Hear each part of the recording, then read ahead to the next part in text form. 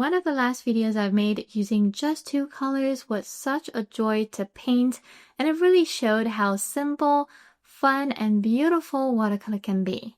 I loved it, and apparently you did too, so I decided to keep exploring. And in today's video, I'll reveal a magical color combo that's perfect for autumn, anything earthy and enchanting, and I'll share what I discovered about the pros and cons of using such a limited palette so you can get the best results with it too. Hi, I'm Françoise. Welcome back to my channel, your space to learn how to simplify watercolor and watercolor pencil art while keeping it beautifully loose and realistic. I'll be painting from this photo here.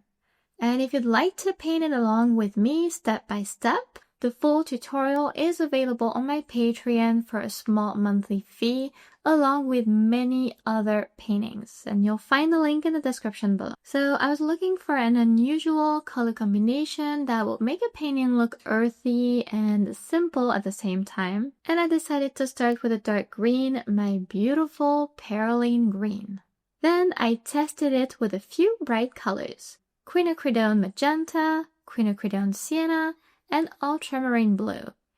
I painted a few small illustrations using all 3 combos, but for this video, the winner was clear, Perylene green plus quinacridone sienna. So now here's why they're such a great pair. Perylene green is a deep, moody, almost black green. It's perfect for creating rich shadows and contrast. Quinacridone sienna, on the other hand, is a warm, glowing burnt orange with that transparent golden undertone that we love in autumn scenes. Together, they create both color and value contrast, one dark and cool, one warm and luminous. And I love that when they mix, they form a beautiful range of soft, earthy browns, almost like warm, mossy tones that fit perfectly in natural subjects.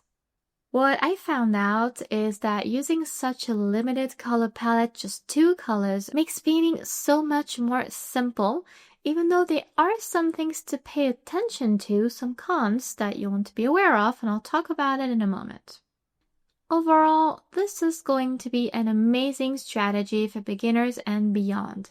You don't have to juggle a dozen colors, and this helps you focus on the process instead of overthinking which color to pick next. Like I mentioned in my last video about this, the secret is to pick one color that's very dark and one that's bright. That way, you know your palette has it all already when it comes to values. The paper can be your light tone or highlights, the bright color your mid-tone, and the dark one your shadow. This pumpkin was very fun to paint, so I hope you enjoyed the demo and all the tips I'm going to give you. I started by wetting the sheet around the pumpkin. Then, with Perylene green alone, I laid down my first washes.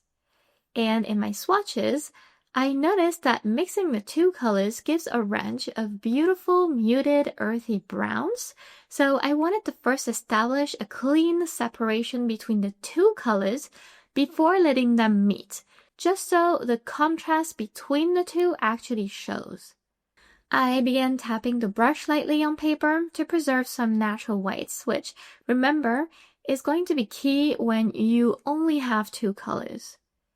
Next, I added quinacridone sienna in other areas of the background so it would pop. And only after that did I let the 2 overlap slightly, just enough to see those soft brown transitions appear without overpowering the main duo. To make the background more vibrant, I splattered some creamy, almost thick quinacridone sienna here and there. I still wanted the background to stay mostly green so that the pumpkin would later stand out. That is one of my favorite strategies for 2-color paintings. Use more of one color in one part of the painting and more of the other color in another area, and then just a little overlap to tie everything together beautifully.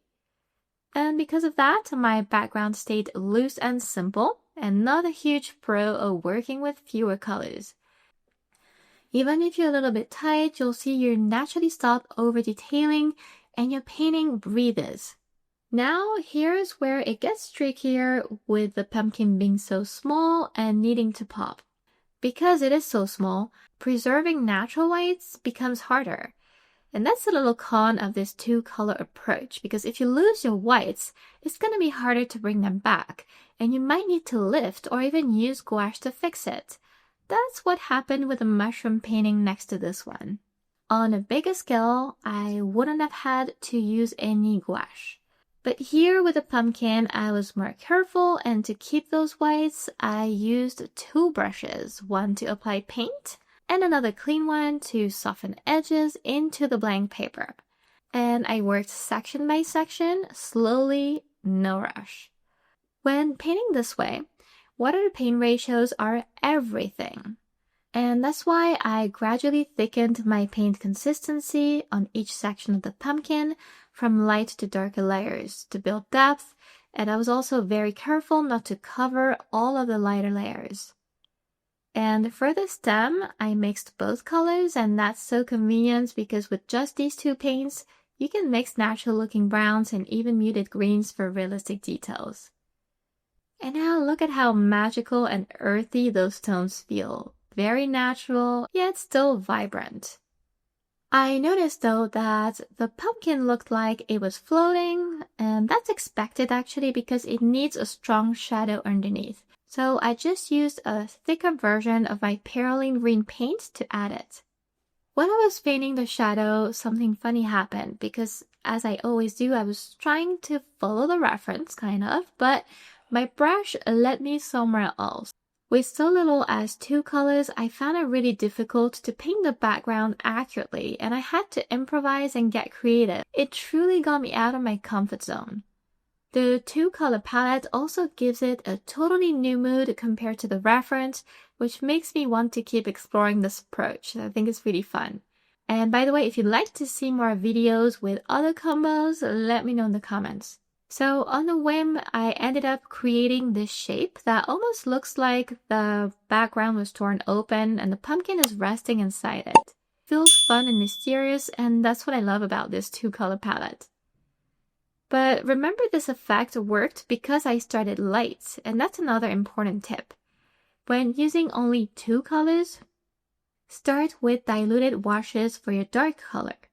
Try and keep the thickest, richest version of it for the very end, for your deepest shadows. Because if you go too dark too soon, you'll lose contrast and you won't be able to push the values later. So build it up gradually, that's key. This is also one of the main cons of using only two colors. Your darkest dark is limited by the paint itself, but at the same time, it's a great challenge because it will help you practice water to paint ratios and also how to paint realistic watercolors. I was happy with the painting at this point, but if you know me, you know there's always a little something else we can add. For example, I added just a touch of mixed green and quinacridone sienna inside the pumpkin to make it look more realistic, but I did that very sparingly because the goal was to keep the orange vibrant and glowing. And of course, I used the lifting technique for a few extra highlights by gently wetting the dry paint, then pressing with a paper towel to lift it. The result isn't bright white, but it brings back subtle light that feels soft and natural. So that's my little experiment with perylene green and quinacridone sienna, a two-color combo that's earthy, magical, and incredibly effective. It makes watercolors simpler, more focused, and honestly, a lot more fun. If you haven't watched the previous video using another color combination, here it is. And remember that the full tutorials are on Patreon. Thank you so much for watching, and see you next time.